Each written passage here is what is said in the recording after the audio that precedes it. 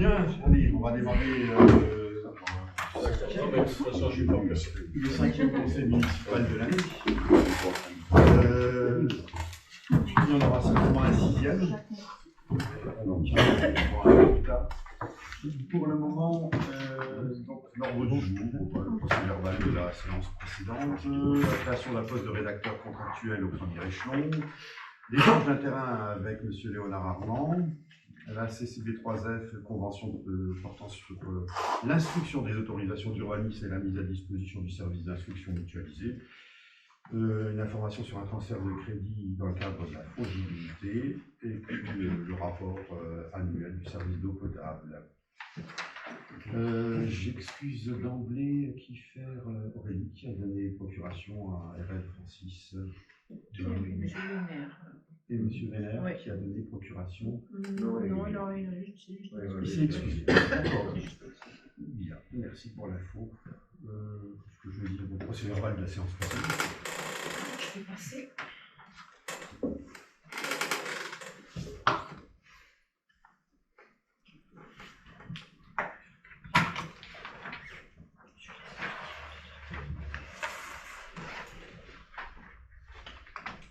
Attends, j'ai ma feuille qui est partie en dessous.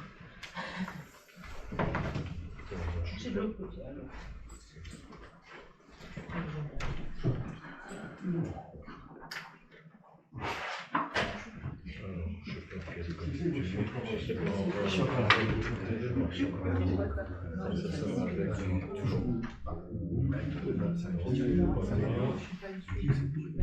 T'étais pas là.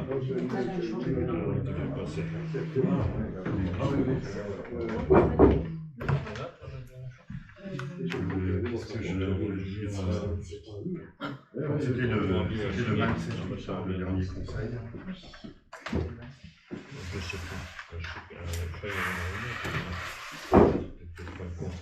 Peut-être en faisant passer ce document, vous parlez déjà du point numéro 2. Vous le savez ou vous ne le savez pas, mais le premier avril prochain, les deux secrétaires seront à la retraite, Joël ou Béatrice. Et en ce qui nous concerne, il s'agit d'assurer une continuité de service public. Donc l'idée, si vous voulez, aujourd'hui, c'est de dire on va remplacer une personne, Joël pour ne pas la nommer, et puis laisser la possibilité à la municipalité de choisir une deuxième, qui pourrait être un temps où je crois qu'ensuite chacun étudiera des besoins ou non. Il est important que l'on puisse ne pas avoir de moments creux au niveau du secrétariat, pour différentes raisons. Au niveau de l'accueil, vous l'avez compris, mais aussi pour toute la partie administrative et comptable qui va avec. Donc un appel à candidature a été lancé sur le site du centre de gestion, qui a eu un certain succès, c'est certain même, puisque une trentaine de candidats se sont fait connaître. Bon, certaines candidatures étaient au moins farfelues. Ce qu'il nous faut, c'est bien entendu une personne qui a une certaine ancienneté, une personne qui puisse prendre les rênes assez rapidement, moyennant une formation qui pourrait être faite dans les 2 derniers mois en présence de Joël, c'est-à-dire à partir du 1er février. À l'issue de ces 30 candidatures, 4 entretiens se sont faits en mairie. Et on va dire plusieurs personnes auraient pu vérifier les critères. L'une d'entre elles a retenu notre attention, de par son parcours, de par ses capacités à pouvoir assumer le poste, aussi parce qu'elle a l'expérience dans une commune qu'elle semble répondre aux critères utiles pour notre village. Donc il s'agit aujourd'hui non pas de choisir une personne, parce que vous le savez, c'est le rôle du maire.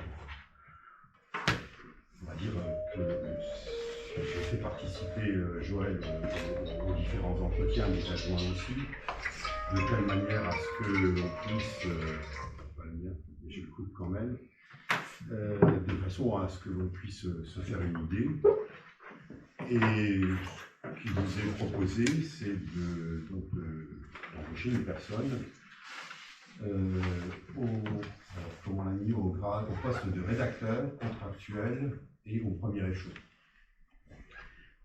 Ça ne serait pas figé dans le marbre si la personne continue à respecter les critères. Il est évident que au bout de 6 mois, 1 an, rien n'interdit de lui proposer un grade supérieur. Et donc voilà, on a vu avec le centre de gestion, alors on vous a transmis avec les convocations un modèle de délibération qui a été affiné avec le centre de gestion. Vous l'avez lu certainement, donc il appartient au conseil municipal de fixer les effectifs. Et en cas de réorganisation des services, la décision est évidemment soumise ensuite à l'avis du comité social territorial du centre de gestion. Alors, compte tenu du départ en retraite, ici il s'agit de parler d'une personne, Joël en l'occurrence, il convient de renforcer les effectifs du secrétariat de mairie. Alors, cette personne, il est important de le dire, parce qu'on n'aurait pas besoin de délibérer là-dessus si cette personne avait le même grade que Joël. C'est en fait une création de poste. Joël est rédacteur principal première classe. Là, il s'agit de créer un poste de rédacteur. Donc, il vous est proposé de créer un emploi de rédacteur à temps complet pour assurer les fonctions de secrétaire de mairie à compter du 1er février 2026, donc 2 mois avant le départ de ma voisine, de façon à ce qu'elle puisse être formée à notre logiciel, formée à notre rangement, formée à la manière de gérer cette commune qui est un peu plus grande que celle dans laquelle la personne en question est à l'heure actuelle. Cet emploi pourrait être pourvu par un fonctionnaire de catégorie B de la filière administrative au grade de rédacteur. Si l'emploi ne peut être pourvu par un fonctionnaire, les fonctions peuvent être exercées par un agent contractuel dont les fonctions relèveraient de la catégorie B dans les conditions fixées par l'article 10 du Code général de la fonction publique. Sa rémunération sera calculée par référence à la grille indiciaire correspondant au grade de rédacteur sur la base du premier échelon. En indice, ça correspond, enfin, ça veut rien dire les indices, mais bon, c'est 389 et majoré 373. Voilà. Est-ce que vous avez des questions par rapport à ça? Alors on crée un poste contractuel, donc c'est à durée déterminée. Ce serait à durée déterminée, 3 ans pour démarrer, reconductible, et la personne, en fonction de ce qu'elle pourrait être amenée à faire en lien avec le centre de gestion, un certain nombre d'examens que vous pourrez passer à ce moment-là sous un autre grade. Là, c'est pour 3 ans. 3 ans renouvelables.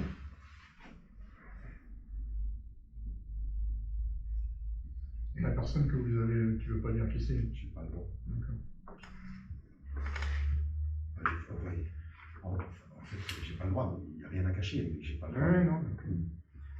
Alors, ce qu'il faut savoir, c'est que la personne en question, d'abord, il faut qu'on prenne une délibération. Après la délibération est créée ce qu'on appelle une vacance d'emploi au niveau du centre de gestion. Il y a toute une procédure administrative qui conduirait vers la fin décembre à la signature du contrat en question. Puis, ça a été verbal jusque-là. Mais, comment dire, pour le moment, on est en cours juste de créer. Peut-être que j'ai mis un peu la charrue dans les bœufs, mais j'avais des craintes. On sait pertinemment qu'aujourd'hui, trouver une secrétaire de mairie, c'est très compliqué. Hein, ça apparaît, ce sont des articles qui sont fréquents sur le sujet en question. Je peux juste dire que c'est une personne qui travaille depuis quelques années dans une mairie pas très loin d'ici et qui a une chance formidable pour nous, n'aura pas de temps de déplacement à faire. Ça, c'est aussi une condition importante dans le choix. On a des gens qui sont venus de Fidji, de l'arc Mosellan. Je crois que la question de proximité, elle est importante aussi. Même si vous la connaissez chez vous. Aujourd'hui, c'est prématuré de le dire. Mais dès que je pourrai, je vous dirai, de toute façon, il n'y a rien à cacher. Il y a une expérience de combien de temps? 6 ans. 6 ans. Voilà, 6 ans. Seul dans une mairie, à 5 ans. oui, j'avais dit 5 ans, mais bon, et seul dans une mairie à faire le travail, l'état civil, la comptabilité, la gestion des administrés. D'abord, on crée le poste, et puis, lors du prochain conseil, quand on aura créé la vacance d'emploi et que le centre de gestion nous aura donné le feu vert, Pourquoi il y en aurait quand? le 1er février. Ah, tu l'as dit. Ça paraît logique, 2 mois de doublette. Ah, ouais. Au début, les 2 secrétaires s'arrêtent le 1er avril, c'est ça? Oui.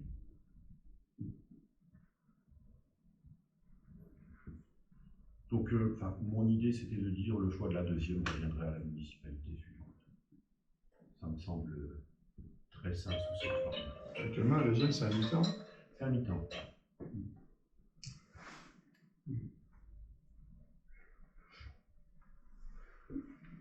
Voilà. Bon, bah écoutez, donc il s'agit d'adopter cette proposition, de modifier avec cette nouvelle personne le tableau des emplois, d'inscrire au budget les crédits correspondants. Budget de l'année prochaine. Quelqu'un s'oppose? Ça tient. Et donc lors du prochain conseil, lorsque toutes les formalités vis-à-vis du centre de gestion auront été réglées, bon, il y a une autre raison pour laquelle je ne souhaite pas donner aujourd'hui son nom. Pas seulement parce qu'on est filmé, mais cette personne, je ne sais pas si à l'heure actuelle, elle a déjà donné sa démission à l'endroit où elle est, et je préfère la laisser faire cette démarche et savoir où elle en est avant de... Hein? En toute quiétude. Ben, c'est important il faut respecter la démarche aussi en question. Il ne s'agirait pas que le maire en question l'apprenne par le conseil municipal de Freisroff, puisque d'une certaine manière, elle attend aussi ce soir la création du poste. Donc, je pense que si elle a sonné d'un mois, elle va le faire dans les jours qui suivent. Vous avez un plan B éventuellement? Parce que là, c'est bon, c'est optimiste, mais on ne sait jamais. On reprendra dans ce cas-là contact avec d'autres. Ouais, sur une trentaine de réponses. Mais je suis je suis plus qu'optimiste, oui, parce que je veux dire une chose. La première fois, je ne la connaissais pas. La première fois qu'elle est arrivée, ça a été. C'est une des rares qui, dans un premier temps, n'a pas envoyé de papier, qui est venue se présenter en mairie. Et pour l'entretien, voilà, elle n'arrivait pas forcément au bon moment, mais on sentait une volonté affichée d'intégrer l'équipe dès le départ, dès la première rencontre. Et ça, c'était au mois d'août.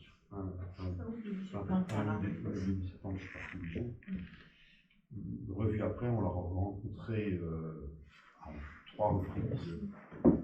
Et oui, je crois que c'est une question de confiance avant tout. À partir du moment où on est tombé d'accord, il n'y a pas de raison qu'elle fasse marche arrière. Oui, je suis très optimiste. Bon, de nature peut-être un peu trop, mais c'est une personne n'habite pas loin et qui veut absolument ce poste. C'est un avantage. Voilà. Donc, quelqu'un, je ne sais plus si on est passé au vote, non pas aussi. Ouais, ok. Bon, le point numéro 3, échange d'un terrain avec Monsieur Léonard. Pour le moment, tu peux rester, Armand. Simplement, au moment du vote, je te demanderai de sortir. Mais avant d'arriver à ça, ça me fait parler un peu du pôle médical, enfin de la maison de santé, dont les travaux sont en cours. Ils ont démarré au début du mois de novembre. Bon, comme je l'avais dit, et je l'officialise aujourd'hui, je l'avais dit lors d'une réunion sur le PLUI, mais des modifications sont à prévoir suite à l'arrivée d'un dentiste. Alors, les orthophonistes, on a reçu des orthophonistes ici, que vous avez vu dans un premier temps, on les a reçus ensuite. Les orthophonistes ont accepté, et on les remercie, de rester quelques mois supplémentaires dans le bâtiment ici derrière, lorsque les travaux seront terminés, de façon à ce que la surface qui leur a été destinée soit transformée pour accueillir ce nouveau dentiste. Juste pour que je comprenne, ça a sûrement été déjà dit. Oui, quels sont les praticiens prévus là à ce stade? Il y a quoi comme type de praticien et en nombre, ça fait quoi? Aujourd'hui, vous avez des médecins, vous avez des kinés, j'imagine. Vous avez... Je laisse la parole à Deux Marie-Noël. médecins, il y a 2 kinés. Pardon, 2 médecins? 2 médecins, 2 kinés, une psy, un dentiste. Déjà actuellement. Donc là, c'est le deuxième dentiste, ça, oui. C'est un premier, c'est dans la Donc, maison. là, il y en a un deuxième qui viendra, c'est ça que tu dis? Non. Non. Alors, vous parlez de quoi? De ce qui est actuel Moi, je ou parle de ce de- qui va se faire? Non, moi je parle de ce qui était prévu dans cette maison. Dans cette maison médicale, donc il y aura Il y aurait. au départ, Il y aurait au départ. donc avant la modification qu'on a effectuée là, il y aurait eu les 2 orthophonistes, il y aurait eu donc 2 médecins, il y aurait eu, qu'est-ce qu'il y avait d'autre, nos 2 kinés, et il y aurait eu donc, Psychologue. les 3 infirmières et la psy, on était 10. Mhm. Et là, les orthophonistes resteront dans leur bâtiment. Et on aura donc toujours nos 2 médecins, on aura donc nos 3 infirmières, on aura notre psy, nos 2 kinés et un dentiste. Sans compter les médecins vacataires qui viendront donc des hôpitaux pour venir donc permettre des consultations afin d'éviter qu'une partie de la population soit toujours obligée de se déplacer, surtout les personnes qui sont Là, vous dites qu'il y a 2 médecins, ça c'est une volonté, mais aujourd'hui vous n'avez pas les 2 noms. Si? Bah, déjà Si. moi, Non, mais c'est sûr. ok, d'accord. Et un Finalement. collègue, voilà, Donc, on il y en a sera 2. 2. D'accord. Ce qui n'était pas prévu au départ. Ouais, au départ, on s'est dit, on fait le cabinet et Au on départ, et par rapport au départ, on les a choses se sont faites. un médecin et un dentiste en plus. Voilà. Sachant qu'il y a déjà un dentiste dans le village. Qui en fait ne travaille plus autant que ce qu'elle faisait auparavant. Ah non, pas peut-être sûr. Elle a eu des soucis de santé, donc ça la regarde elle. Et elle a une activité qui est devenue moindre, etc., ce qui est compréhensible. Mais c'est une remarque qui est intéressante. Le dentiste en question a pris contact avec. Ah oui, oui. Comment ça s'appelle? Au départ, on pensait à une Madame collaboration. Marquer. On pensait à une collaboration entre les 2 dentistes et ça n'a pas pu se faire. Oui, c'est important de le préciser. Après, pour les patients, c'est bien quand même. Parce qu'ils sont en recherche de dentiste, je pense que c'est plutôt une bonne chose. Je pense que c'est la preuve que notre pôle médical est attendu et je pense Ouais. que d'autres contacts vont avoir lieu par l'intermédiaire de Marie-Noël. Peut-être des gens qui vont venir nous voir tout simplement en demandant à l'intégrer. C'est clair que si on ne fait rien, on n'a pas cette chance de pouvoir accueillir de nouveaux praticiens. On se rend compte que même si on parle aujourd'hui de désertification en milieu rural, on a cette chance à Freystrop. Peut-être parce que le projet a été bien mené, parce que voilà, une construction d'œuvres, de plein pied, etc. Ça attire les collègues qui viennent se rajouter à l'effectif déjà existant. Les orthophonistes, pour le moment, ont accepté de rester dans le bâtiment ici derrière, étant entendu qu'on espère que les futures municipalités accepteront, auront pour projet d'agrandir le bâtiment existant. Et le deuxième médecin, c'est un médecin qui exerce déjà, qui C'est un médecin qui va passer sa thèse là en décembre, qui fait énormément de remplacements et qui en fait est venu nous voir pour pouvoir travailler dans cette maison médicale. Il en a entendu parler et il a envie de venir. Et charge à nous deux de trouver encore un troisième parce qu'on a des idées en tête pour le fonctionnement.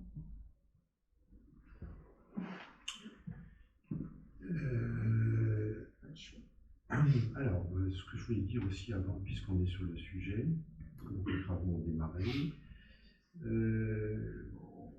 L'intérêt de se revoir encore une fois cette année lors d'un conseil municipal, ce sera de valider le choix des organismes qui nous assureront l'emprunt.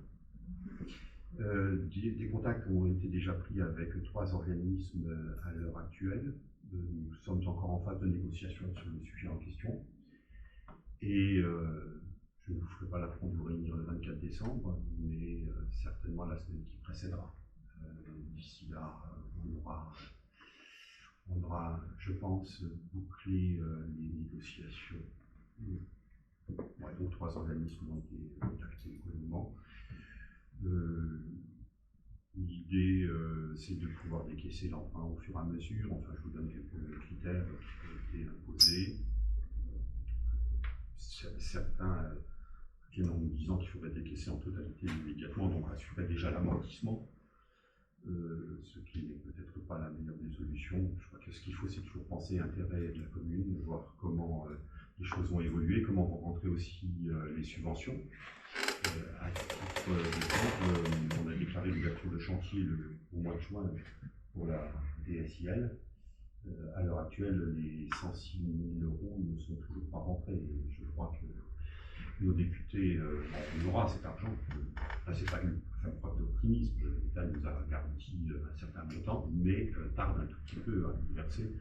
Je pense qu'on. Bon, après, les travaux peuvent aller relativement vite, Francis. Je pense que là, on a juste la sous-couche. Je crois qu'à partir de. La sous-couche est terminée. Après. Une soixantaine de camions de 30 tonnes vont arriver pour arriver au niveau requis. Donc, les matériaux coûtent cher, les salariés aussi, et puis il faut honorer l'avancement du chantier. Il reste encore une inconnue. Le dossier a été bien finalisé, c'est l'Europe. Oui. Dès qu'on a des réponses à ce sujet, on vous tient au courant. Dans les ouvertures de chantier, par contre, j'ai pas vu de panneau de chantier. Ouais, il a été commandé, il n'a pas encore été posé, mais on a validé avec l'architecte le choix de ce panneau qui fera 3 mètres sur 2 mètres, enfin qui sera accolé à un barragement de chantier. Donc ça ne devrait pas tarder, mais c'est très très très juste. La validation s'est faite mi-octobre. Et charge aux gros œuvres de le mettre en place. Donc le gros œuvre intervient dans les jours qui viennent. C'est vrai qu'il y aura les financeurs, le montant des travaux, etc. Et le numéro du permis, bien sûr. C'est vrai qu'on n'est pas. On doit agir comme citoyen, mais c'est imminent. Il a été validé. Pour dire qu'on aurait pu penser à une ligne de trésorerie ou autre. Je crois que si on arrive à décaisser l'emprunt au fur et à mesure, ça correspond un peu à cette notion de ligne de trésorerie et ça permet un peu plus d'amortissement, peut-être en fin de chantier. Ouais, alors donc, on parlait de cette arrivée de dentistes, des orthophonistes qui allaient rester ici derrière, et je vous ai, avec l'invitation, transmis un plan. C'est Armand qui est venu vers nous après le dernier conseil et qui a fait remarquer que la commune possédait une bande de 4 mètres de large sur 150 mètres de long. Vous l'avez vu, hein, je crois, c'est 5,95. Le long, ça ferme. Et l'idée d'Armand, c'était d'acheter ce terrain que la commune n'a jamais entretenu particulièrement, parce que tu te l'étais déjà un petit peu. C'est toi qui l'entretenais. Voilà. Bon,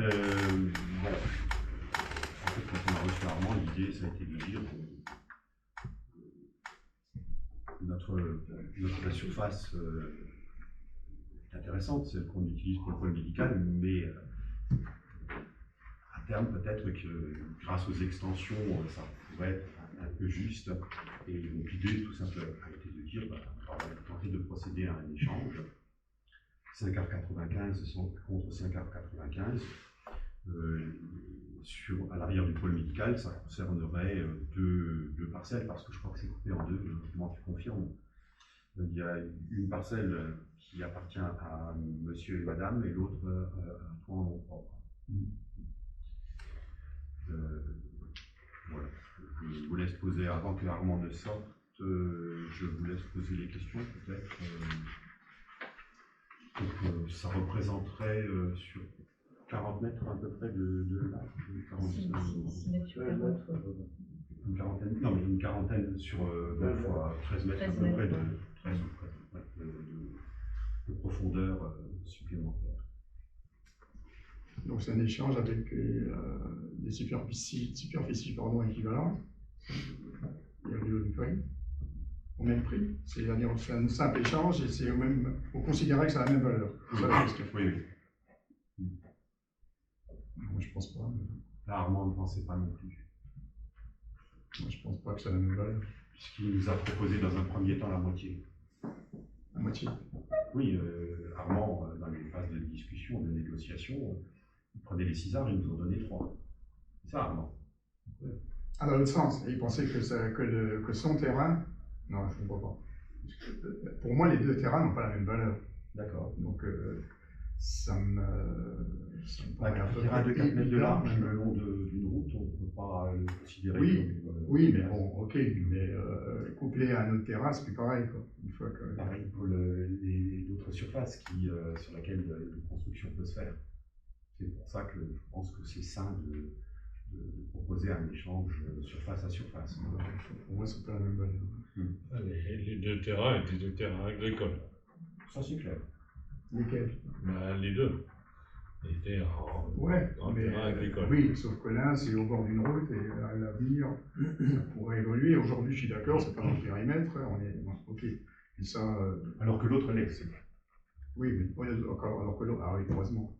Oui, non, mais je tiens à le préciser quand même. Oui, bah quand même. Je pense qu'à terme, ça peut évoluer. Aujourd'hui, c'est sûr que ce terrain, comme tu dis, c'est un terrain agricole. Ceci étant, il est au bord d'une route, ça peut bouger. Il est terrain agricole, il n'est pas dans la zone parce qu'il y a une ferme à proximité. Ça, je comprends À bien. part élargir la route, on ne pouvait rien imaginer d'autre. Ah, tu l'élargissais juste à cet endroit-là, parce qu'ensuite tu étais restreint. Oui, non, mais je veux avant dire, et après. c'était la seule possibilité de l'utiliser, c'était d'élargir la route, construire de toute façon. 4 mètres de large. Sur 4 mètres de large, Un peu bas, hein, sur 150 mètres, oui. Non, mais c'est vrai. Ouais, enfin, donc moi je considère que c'est pas la même valeur. Ok. On va voter, hein, si chacun peut avoir une opinion et voter en conséquence. Hein. Exactement. C'est ça l'objectif de se retrouver autour de cette table. Armand, tu peux t'éclipser quelques minutes, s'il te plaît? Il n'a pas le droit de prendre parti présent lorsqu'il est concerné.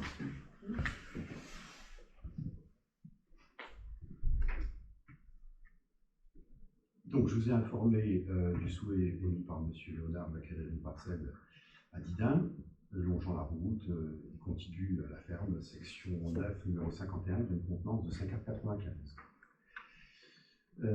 Donc, nous avons rencontré M. Léonard, nous avons souhaité procéder à un échange de parcelles, à savoir celle en question, contre le même nombre d'arbres à l'arrière de la maison de santé en cours de construction, afin de pouvoir envisager une future extension. L'échange se ferait sur une partie des parcelles cadastrées section 608 appartenant à monsieur et madame, et sur c'est en deux, hein, et l'autre section 610 appartenant à monsieur Léonard en propre. les frais de notaire seraient partagés en deux équilibrés. Ainsi que les frais de géomètre. Lui fera son affaire, on fera la nôtre. Est-ce que quelqu'un s'oppose?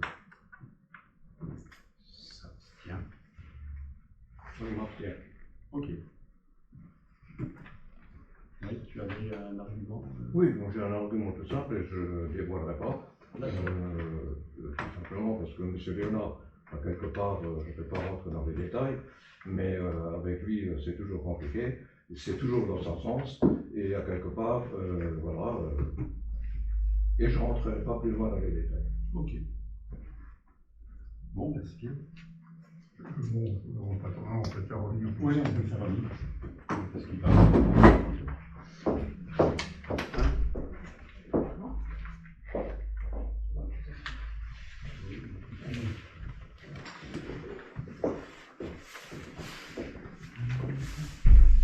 Bon, à tenir les résultats, l'abstention et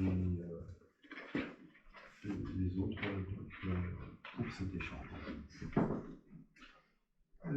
Quatrième Oui, point. juste que je voulais. Oui. Aujourd'hui, on prend un petit peu supplémentaire.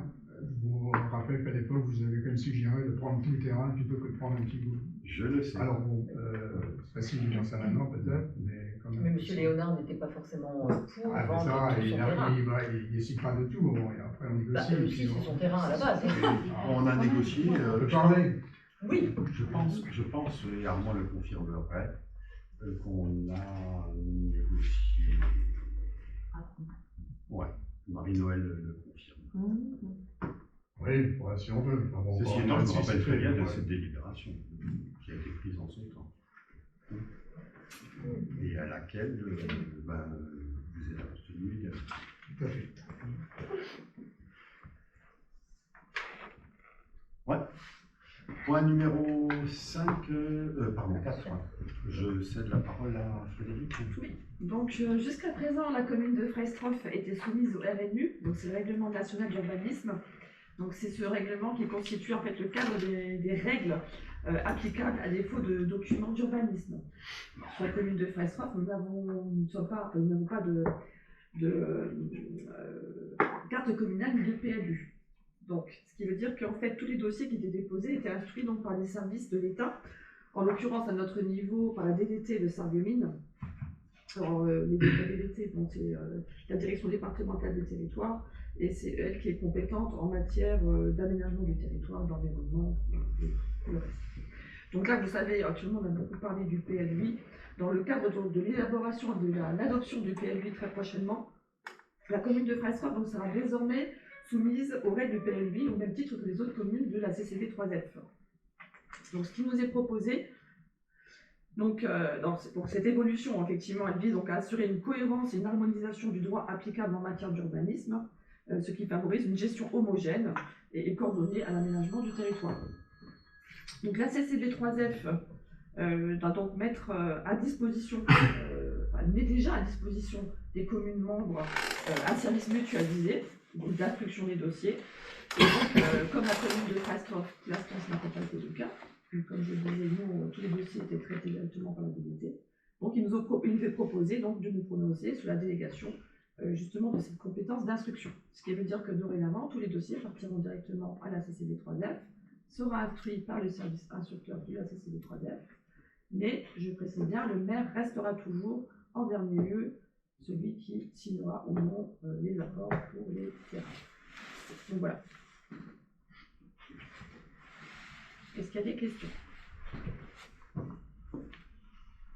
Moi, sur le PLUI, on a une réunion qui aura lieu 15 jours. Oui. Donc, on nous a donné le PLUI en question avec les différentes zones. Il y a des choses qui sont quand même difficilement compréhensibles. C'est-à-dire qu'on interdit des premiers niveaux à des endroits où on se demande pourquoi. On autorise le deuxième niveau alors que j'avais compris qu'à partir de maintenant, le deuxième niveau était proscrit par ailleurs. Moi, il y a des gens qui sont venus voir, qui ne comprennent pas. Alors, il y a sûrement une explication. J'ai des exemples en tête, je ne sais pas s'il faut les donner là, mais il y a quand même des choses qui sont pas compréhensibles pour le... Est-ce qu'ils sont venus faire des réclamations, parce que ils sont venus vous voir vous, mais il y avait une commissaire enquêtrice. Ouais, mais ça, ils ne le savaient pas forcément. Oui, ils auraient tout. Ça, ok. Mais bon, ça n'explique pas, ça ne donne pas, ça répond pas à ma question. Il y a des, on peut parler, il y a des choses que je ne comprends pas, vous avez sûrement une explication. J'ai 3 ou 4 exemples. Hein. En face de chez moi, j'ai pas de terrain, hein, mais en face de chez moi, les terrains de part et d'autre de Mme Steinmetz sont hors périmètre.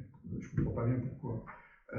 À rue d'Archigny, quand on prend la rue d'Archigny sur la droite, entre la rue et la voie ferrée, c'est hors périmètre. Je ne vois pas pourquoi. Rue Saint-Étienne, quand on vient rue de la Forêt, rue Saint-Étienne sur la droite, c'est hors périmètre. Je ne comprends pas. Et moi, je n'ai pas de réponse. Hein, quelle est la logique? Il fallait faire des choix. Vous vous rappelez quand même qu'il y avait non, mais ça, je dis pas que... Et à un moment donné, il fallait aussi qu'il y ait une continuité au niveau du développement du village. On ne peut pas, si vous voulez, quand il y a vraiment trop de dents creuses. Oui, alors justement, alors en face de chez moi, ça c'est exactement ce qu'il ne fallait pas dire, parce que c'est tout le contraire. En face de chez moi, vous maintenez les dents creuses. Il y avait l'occasion de supprimer les dents creuses. Vous les... Pardon? Ça dépend aussi de la taille des dents creuses. Ah ouais, mais là c'est des vraies dents creuses, hein, c'est exactement le terme. Donc là c'est un vrai contre-exemple, hein, ça ne tient pas pour cet exemple-là. Lucien et Frédéric étaient dans le comité en question. Je ne sais pas si Lucien peut rajouter quelque chose. Non, j'en veux pas. Mais après, ce que j'ai compris, le plan qui nous a été fourni lors de cette réunion, ce n'est pas le plan définitif. Il ne prend pas en compte les dernières demandes lors de la consultation publique. Il l'a dit. Parce que là, ça va être entériné dans une semaine, c'est ça? Oui, mais il a dit, je ne peux pas vous dévoiler le plan définitif. Après, je ne sais pas l'importance de ce qui peut se bouger ou pas. Donc il y a des gens qui, effectivement, qui sont venus faire des demandes auprès de la commissaire enquêtrice. Ils sont venus aussi en mairie. Ils ont aussi certaines demandes via Internet. Et donc tout ça, ça a été traité, regardé, et puis évalué. Après, c'est sûr que les gens auraient dû se manifester, mais la communication, je pense qu'elle n'a pas été suffisante. Les gens auraient pu faire l'effort, ils ne l'ont pas fait, ok. Mais moi je comprends qu'ils ne l'aient pas fait. Et là, il y a des incompréhensions et des choses qui sont pour le moins. Oui, mais dans ce cas-là, ils auraient dû se rendre, effectivement, mais ils auraient dû venir demander.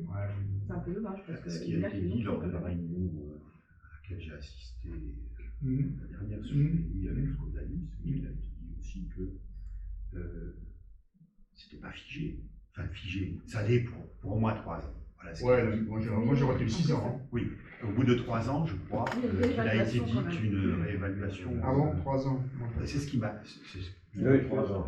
Il a dit 3 ans. 3 ans. C'est ce que j'avais cru comprendre. Et puis après, la révision prend 3 ans. Oui, Ça fait 6 ans. Oui, ça fait 6 ans là. Mais au bout de 3 ans, tout ça peut être rediscuté et remis sur la table. Et c'est ce que tu as laissé entendre tout à l'heure vis-à-vis. Aujourd'hui, ça n'est pas, mais un jour, ça peut le devenir. Donc, je confirme. Mais pas à proximité d'une ferme. C'était le mauvais exemple. Ouais, mauvais exemple, sauf que la ferme, je ne lui souhaite pas de mal, hein, mais la ferme, peut-être dans 10 ans, il y en a plus, ou dans 20 ans. Je ne lui souhaite pas. Hein. Mais aujourd'hui, c'est hors périmètre à cause de la ferme. Si demain la ferme n'y est plus, ça devient constructible. Donc voilà, on ne sait pas ce qui va se passer. Mais je ne souhaite pas, hein, c'est pas le propos. Mais à un moment donné, il faut faire un choix à un instant T. Ah oui. Il a été fait, mais comme il le disait très bien, ça sera réévalué dans un pays, ouais, c'est près d'une dizaine d'années. Ouais. Ce qui veut dire que d'ici 10 ans, il y a toujours des possibilités, effectivement, si vraiment la ferme venait à disparaître, qu'il y ait des changements à ce niveau-là. Mais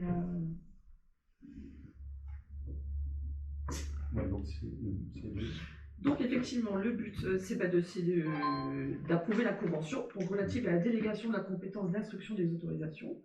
Et donc, en fait, la délégation, elle s'intéresse simplement à prendre une décision. Non, ça veut dire qu'actuellement, nous, les dossiers, lorsqu'ils arrivent chez nous, les dossiers de demande de permis ou autres, ils sont envoyés directement à la DDT. C'est eux qui instruisent ces dossiers. Et après, ça revient chez nous. Là, la seule différence, donc on est la seule commune encore qui pratique de la sorte, de la mesure où actuellement, les 38 autres communes de la CCV3F envoient déjà tout leur dossier, par une châtillonnage d'ailleurs. Ils envoient tout déjà au service instructeur de la CCV3F, qui instruisent. Ça veut dire qu'ils vont regarder si ça colle ou pas avec certains leur carte communale ou avec d'autres leur PLU.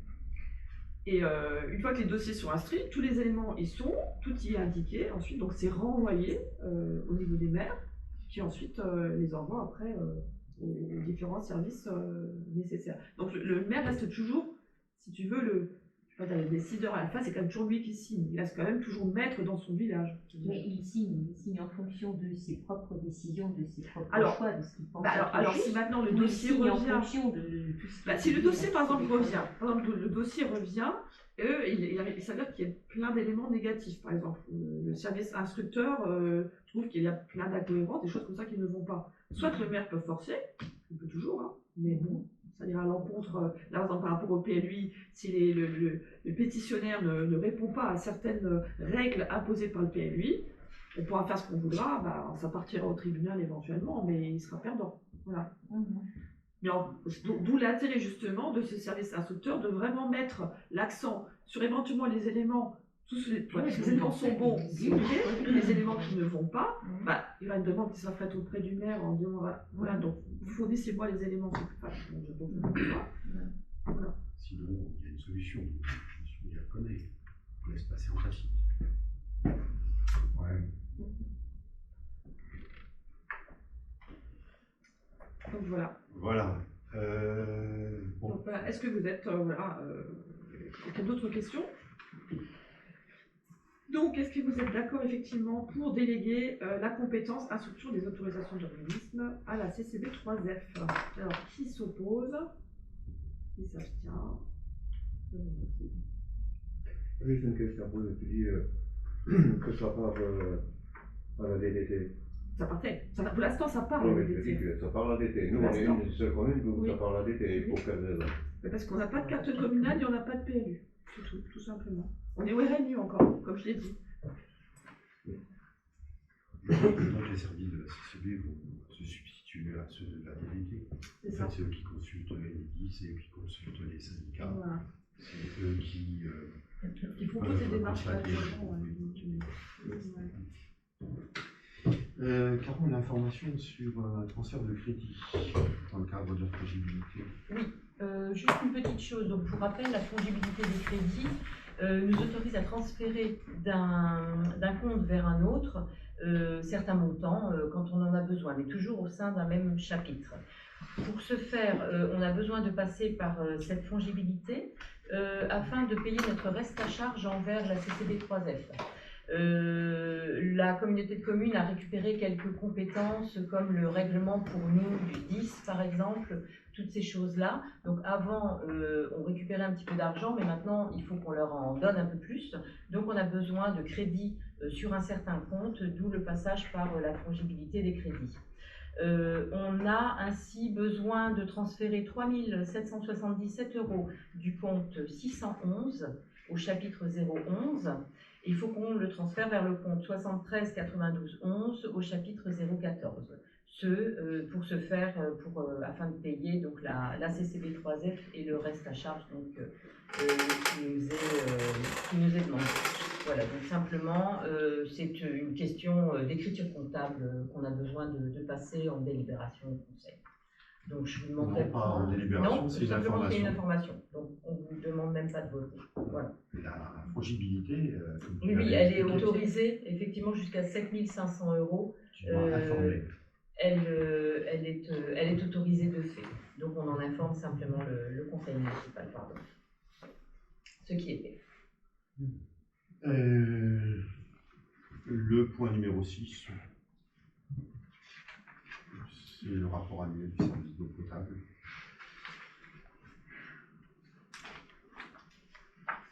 C'est potable. Il s'agit de dire qu'il vous a été présenté. Là, je suis désolé. Comme ça. Vous apprenez les rapports, je suppose. Quelqu'un s'oppose, ça tient. Merci pour le syndicat des eaux. Des questions? Prochain conseil, certainement deuxième ou troisième semaine de décembre, où on vous présentera les offres qui ont été faites avec un tableau, il essaiera de mettre en avant les avantages et les inconvénients des uns et des autres. Étant entendu que, en ce qui me concerne, bon, je pense que vous êtes nombreux autour de la table à penser à la même chose que moi, au-delà de l'intérêt qu'on puisse avoir à soutirer l'argent quand on en a besoin, l'intérêt c'est le taux qui nous sera fixé. Voilà, c'est ça l'intérêt d'un emprunt. Mais alors, certains disent, moi je pense que là, d'un point de vue juridique, certains organismes disent que vous pouvez faire l'emprunt dans la limite des prévisions budgétaires. Comme ça. Moi, je pars du principe que je le soumettrai au Conseil avant de signer quoi que ce soit. Sur ce, je vous souhaite une bonne soirée et je vous dis normalement, à moins qu'une bonne nouvelle tombe, c'est-à-dire que l'État vous verse, enfin, etc., prématurément un montant dont on sait qu'il ne le sera pas forcément, mais je crois que ce serait bien, mon idée, c'était de faire en sorte que le financement de ce pôle médical soit réalisé avant mars l'année prochaine, pour que chacun puisse continuer à travailler dans de bonnes conditions. Donc, ce serait bien que ce soit en décembre ou en janvier. Il faut le formaliser. Je vous souhaite une bonne soirée. Et je vous dis